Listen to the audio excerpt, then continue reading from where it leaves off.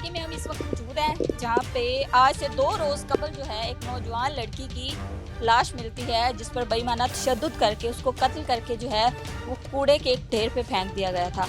इस वक्त हम उस फैमिली में उस लड़की के घर पे मौजूद है जिसका नाम था फरीहा, जिसकी उम्र फ़कत 19 साल थी और ये किसी फैक्ट्री में मुलाजमा थी।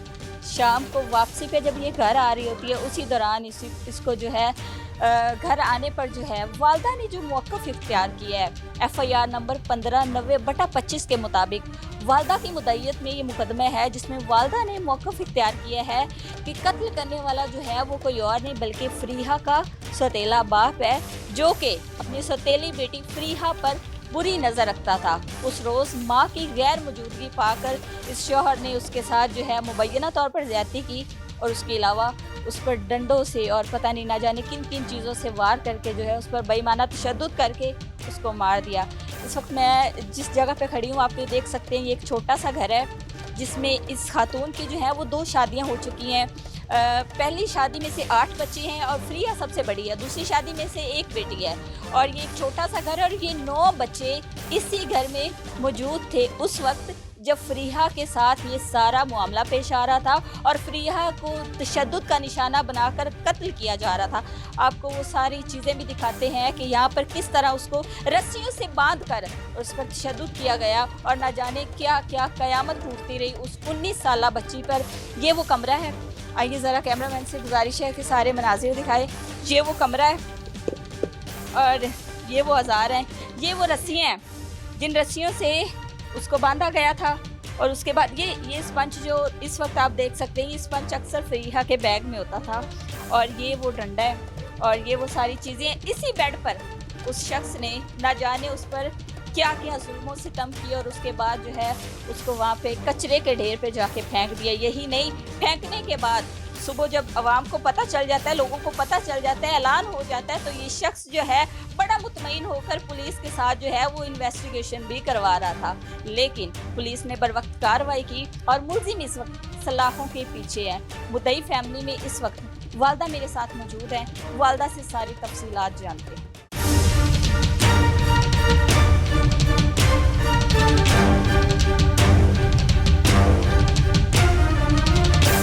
नाज़रीन, फरीहा की वालिदा आलिया बीबी हमारे साथ इस वक्त मौजूद हैं।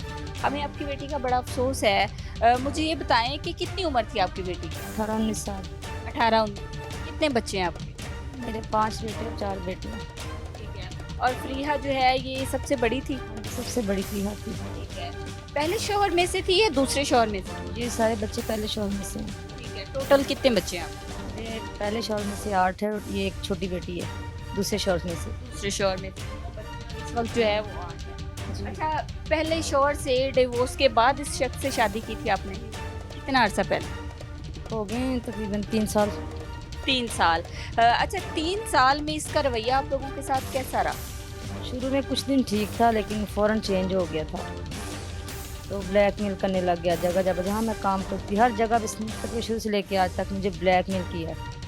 शुरू से मैं इससे जान छुड़वाना चाह रही थी किसी तरीके से भी, जैसे कि अभी ये छोटी होगी, बेबी होगी, इसको ले जाना, इसकी वजह से इसको रख के ब्लैकमेल करना शुरू कर दिया। जब मैंने घर काम पे जाना इसने पीछे इसको उठा के ले जाना। इसी तरह से मसले मसाइल चलते रहे ज़िंदगी में। बच्चों को आना मेरी गैर मौजूदगी में, मारना पीटना, फिर भाग जाना। अच्छा, फरीहा को कत्ल करने की वजह क्या है और जिस दिन ये वारदात हुई है आप कहाँ थी? मुझे वो सारा थोड़ा सा जो है ना वाक़या वो सारा तफसील से बताएं। मैं उस दिन ये काम पे गई थी तकरीबन इसको छुट्टी होती है 5 बजे 3 बजे सॉरी, और 3:30 ये अपनी गाड़ी निकली है। क्या काम करती है? ये स्टाइल में जॉब। तो उसके बाद ये वहाँ से निकली, 3:30 छुट्टी होती है, तो वहाँ से ये निकली, गाड़ी में आई है। जिस गाड़ी में आती है वो हमें ऑरेंज ट्रेन के पास छोड़ती है। क्या ड्रॉपिंग? जी जी, वो वहाँ छोड़ती है 5 बजे, 4:30 पौने 5 का हमारा 5 बजे हम बस स्टॉप पे आ जाते हैं।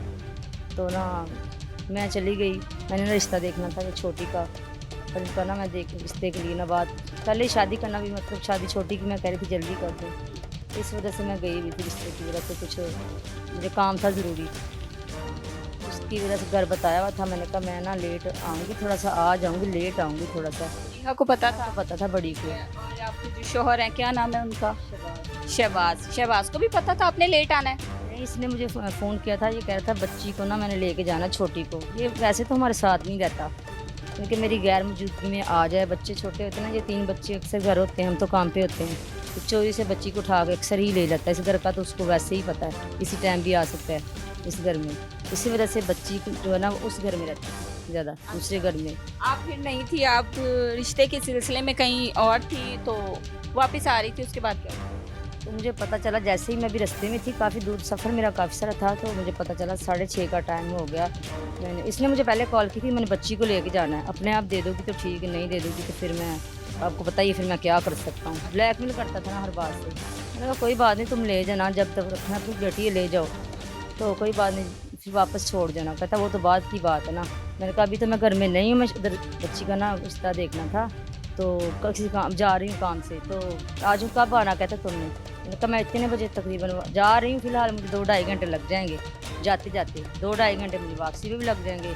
ये इसके गैर मौजूदगी में घर आ गया, जो 2-3 दिन से इधर ही मंडरा रहा था। उससे पहले भी एक दिन आया है, उससे पहले 2-3 दिन पहले भी आया, काफ़ी लड़ाई झगड़ा हुआ हमारा बच्ची की वजह, छोटी की वजह से। तो वो रिक्शे पे बैठ, जहाँ से हम आप लोग अपने घर गाँव में आते जाते हैं ना रिक्शे पे बैठ के, मतलब के उधर वो उस तरफ से जा रही थी रिक्शे पे बैठने के लिए। तो हम जा रहे थे, हमने देखा उधर था, मैंने कहा कितना टाइम था, कहती 5 बजे का। मैंने कहा 5 बजे ठीक, हम 5 बजे उसको आ जाना चाहिए था। हाँ ये तो टाइम तो सही बताया आपने। मैंने फिर जहाँ मुझे हक था, इधर उधर बहन भाई इधर, मैंने कहा कहाँ से हो सकता है, शायद मुझसे थोड़ी सी खफा थी, तो हाँ नाराज़ हो गई कि कहती आज मैं अपनी मम्मा को तंग करती हूँ, तो कहती है अपना, फिर वो मैंने कहा परेशान हो गई। जब जहाँ मैं तसल्ली तो कर ली, मैंने कहा शायद ऐसे बैठी हुई नाराज़ हो के उसने कहाँ जाना है। लेकिन इसी तरह से ना मैं, जब मुझे सुबह 6:30 या 7 बजे इसी ने पता नहीं चल सका। मैंने कहा कारों में पता किया आपने, और एफआईआर भी करवाई? रात में एफआईआर नहीं तो करवाई एफआईआर नहीं करवाई कि सुबह आ जाए? कि कोई बात नहीं, शर्म वाली बात है, अभी बच्ची का मसला है, मुझे किसी ने मना किया अभी चुप कर जाओ, बच्ची हो सकता है कि कहीं बैठी और आप पूरी बच्ची का मामला है ना, तो अच्छी बात नहीं है। सुबह जब 6:30 हो गए, तो मैं जहाँ गई थी वहाँ से आ नहीं सकी, बहुत लेट ना गाँव था वो, तो उन्होंने कहा तुम सुबह चली जाना। तो मैं बस ना 3:30 बजे वहाँ से निकल गई, 3:30-4 का टाइम था। वहाँ से अपने स्टाफ पे मैं 6:30 पहुँची। 6:30 बजे मुझे इसी बंदे का फ़ोन आया कि वो ना शहबाज का, कि वो अपना, मैंने कहा क्या कुछ पता चला? कहता मैं भी ढूंढता रहा हूँ लेकिन कुछ पता नहीं चला उसका। मैंने कहा उसने तो कहीं जाना नहीं था, लेकिन ठोकर से अगर आई वो गई कहाँ? कहता मुझे नहीं पता। ठीक 10 मिनट बाद फिर फ़ोन करता है कि मुझे ना पता चला आपकी मालक मकानी बता रही थी कि 4 नंबर गली पे ना कटारबंद रोड पे कोई लाश पड़ी है बच्ची की। मैंने कहा नहीं झूठ, ऐसे किसी की होगी, ऐसा ना कहो, उसको कुछ नहीं हो सकता, वो मेरी बच्ची ऐसी है ही नहीं, अल्लाह ना करे। उसने कहाँ जाना, वो तो स्टाफ पे आई है, स्टाफ पे से ज़ाहिर बात मेरी दुश्मनी है तो मालकों के साथ, फिर मेरे तो ज़हन पे ही था ये इस तरह की हरकत भी कर देगा। डाउट हुआ? हाँ जी डाउट हुआ मुझे। मैंने कहा ये आज आया है तो इसने कोई मसला, मैंने उससे रात को इधर ही रुका? रात को ज़ाहिर आप बच्चों के पास नहीं थी? कितने बच्चों को साथ ले गई थी? घर में कितने बच्चे थे? मैं तो अकेली गई थी। अकेली गई थी। और यहाँ पे कितने बच्चे थे? सारे एक अकेले थी, हाँ जी। ये शहबाज नामी जो आपका शोहर है, ये रात को बच्चों के पास था? बच्चों के पास था। जब उसको पता चला कहता मैं ढूंढ रहा हूँ, अल्लाह खैर करेगा ये वो। और कत्ल करने का टाइम पता चल सका कि किस टाइम किया था और कैसे किया था? मुझे ये नहीं पता चला, उनको पता हो तो जिन्होंने कार्रवाई की पता नहीं, लेकिन मुझे ये नहीं पता। मुझे सिर्फ मैंने अपनी बच्ची को देखा था। ये आज मैंने यहाँ से चेकिंग की है, यहाँ पे एक डंडा पड़ा है, एक रस्सी पड़ी थी इधर,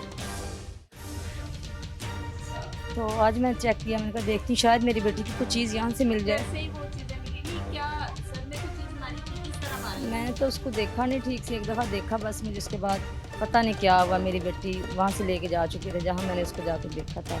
उसके नाक से खून चल रहा था, आंखें उसकी इतनी मोटी मोटी हो गई थी, नील पड़े थे।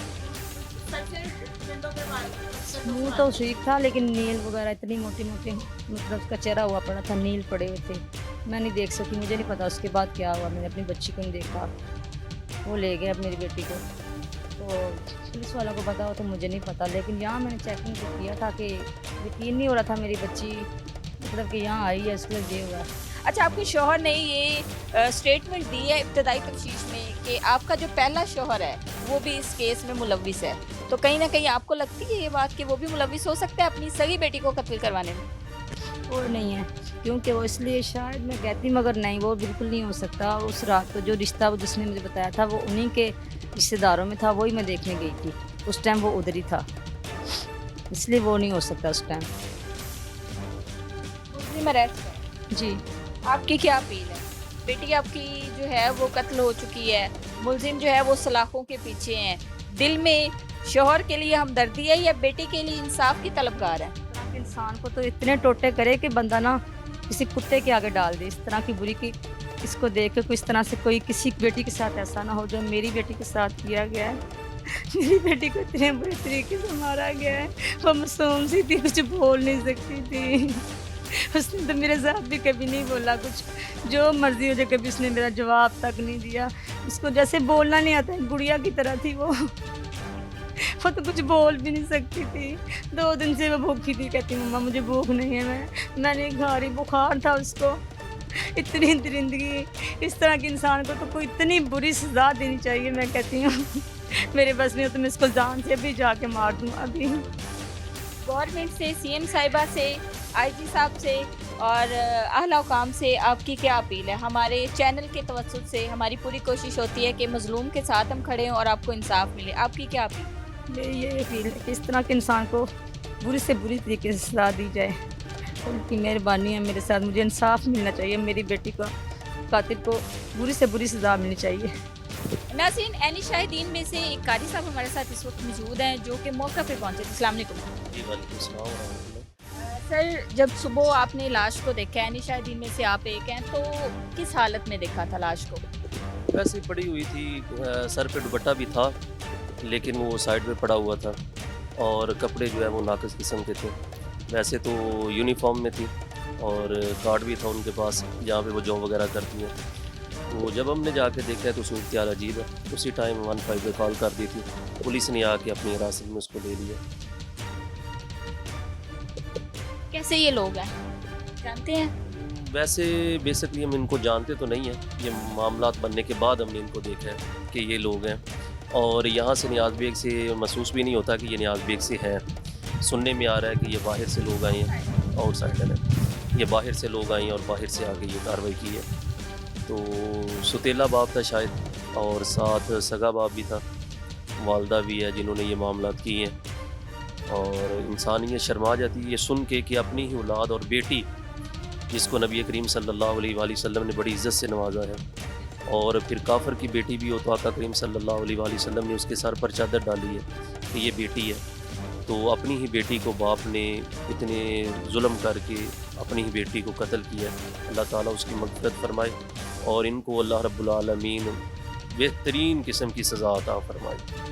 नाज़रीन, जाए कुआ पे मैं इस वक्त मौजूद हूँ। ये वो जगह है, ये वो कचरा कुंडी का ढेर है जहाँ से फरीहा की तशद्दुद शुदा लाश मिली थी।